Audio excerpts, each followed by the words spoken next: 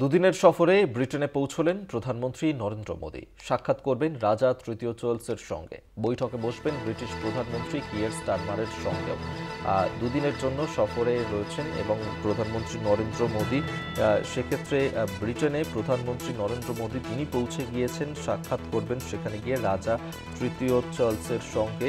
British প্রধানমন্ত্রী কিয়ার স্টারমারের সঙ্গেও একটি বৈঠক করার কথা রয়েছে প্রধানমন্ত্রী নরেন্দ্র মোদী। দু দেশের মধ্যে মুক্ত বাণিজ্য চুক্তি স্বাক্ষরের সম্ভাবনা থাকছে, যেমনটা সূত্র মারফত খবর। লন্ডন বিমানবন্দরে তাকে অভ্যর্থনা জানানো হয়। ব্রিটেন সফর সেরে মোদীর পরবর্তী গন্তব্য হবে মালদ্বীপ।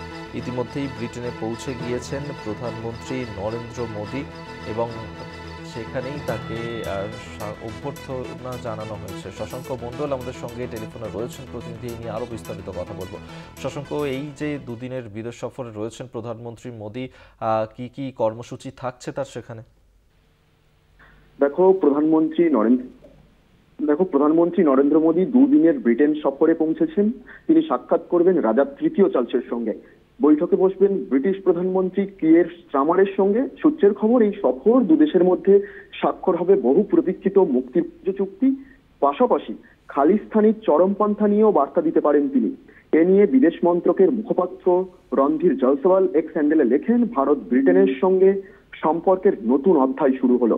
যেমনটা জানা যাচ্ছে, বৃহস্পতিবার ভারতীয় সময় দুপুর 2:30 থেকে বিকেল 5:30 পর্যন্ত মোদী বৈঠক করবেন স্টারমারের সঙ্গে। দুই প্রধানমন্ত্রীর আলোচনার পরই হবে বহু প্রতীক্ষিত, বলা যায় বহু প্রতীক্ষিত ঐতিহাসিক মুক্ত বাণিজ্য চুক্তি, যা নিয়ে 6:30টার সময় সাংবাদিক সম্মেলন করবেন বিদেশ সচিব বিক্রম মিস্ত্রি। এরপর রাত 9টা নাগাদ মোদী দেখা করবেন চার্লসের সাথে।